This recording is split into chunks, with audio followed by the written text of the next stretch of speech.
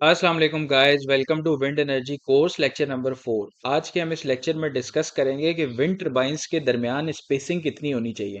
अगर हम एक विंड फार्म बना रहे हैं तो उसके दरमियान स्पेसिंग हमने कितनी रखनी है विंड टरबाइन में, और ये ज़रूरी क्यों है। तो विंड टरबाइंस में हमारे पास जब विंड फार्म्स आते हैं तो उसमें आपको पता है कि दो विंड टरबाइंस के दरमियान एक स्पेसिंग रखी जाती है।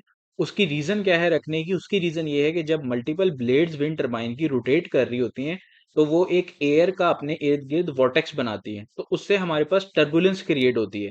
तो टर्बुलेंस क्रिएट होती है, उसकी वजह से हमारे पास दूसरे टरबाइंस को अफेक्ट ना हो मूवमेंट में, उसको एक डिफिकल्टी ना हो, तो उस रीज़न की वजह से हम क्या करते हैं कि उनके दरमियान स्पेसिंग रखते हैं।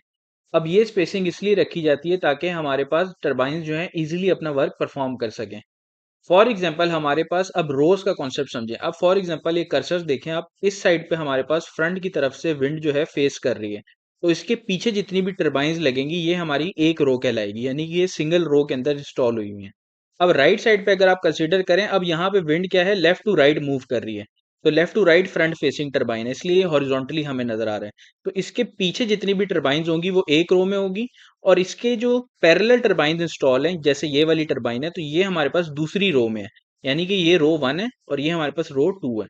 इसी तरीके से अगर हम रोज के दरमियान डिस्टेंस देखें तो वो डिफरेंट होगा, और अगर हम सिंगल रो के अंदर जो टरबाइन्स लगी हैं उनका डिस्टेंस देखें तो वो डिफरेंस होगा। अब हम कंसीडर करते हैं लेफ्ट वाली एग्जांपल को पहले, कि सिंगल रो के अंदर अगर टरबाइन्स लगी हैं एक दूसरे के आगे पीछे, तो वो हमारे पास कितना डिस्टेंस होगा।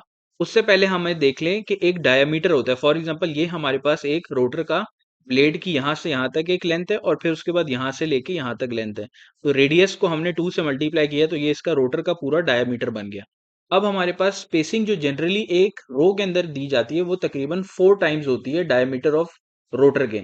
इसी तरीके से स्पेसिंग दो रोज के दरमियान जो दी जाती है हमारे पास, इस रो से लेके इस रो तक, वो हमारे पास 10 इंटू डायमीटर्स होती है। इसको हम अंडरस्टैंड करते हैं। फॉर एग्जांपल ये हमारे पास दो टरबाइंस हैं, तो वो 4 इंटू डायमीटर ऑफ रोटर, तकरीबन इतनी स्पेसिंग हम उसके अंदर रखेंगे।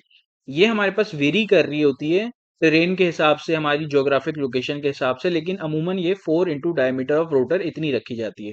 और हमारे पास दो अगर डिफरेंट रोज हैं तो उनके दरमियान स्पेसिंग हम रखेंगे 10 times the diameter of the rotor, तो ये हमारे पास दो रोज के दरमियान डिस्टेंस है।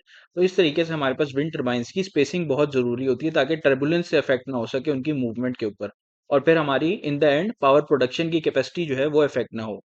अब नेक्स्ट अब हम डिस्कस करेंगे कि power available in wind spectra कितनी है, यानी कि एक विंड टरबाइन के जो सामने विंड होती है उसके अंदर कितनी पावर होती है काइनेटिक एनर्जी की फॉर्म में, और उसको हम कैसे कन्वर्ट कर सकते हैं मैकेनिकल एनर्जी में और फिर इलेक्ट्रिकल एनर्जी में, जो कि विंड टरबाइन का फॉर्मूला है।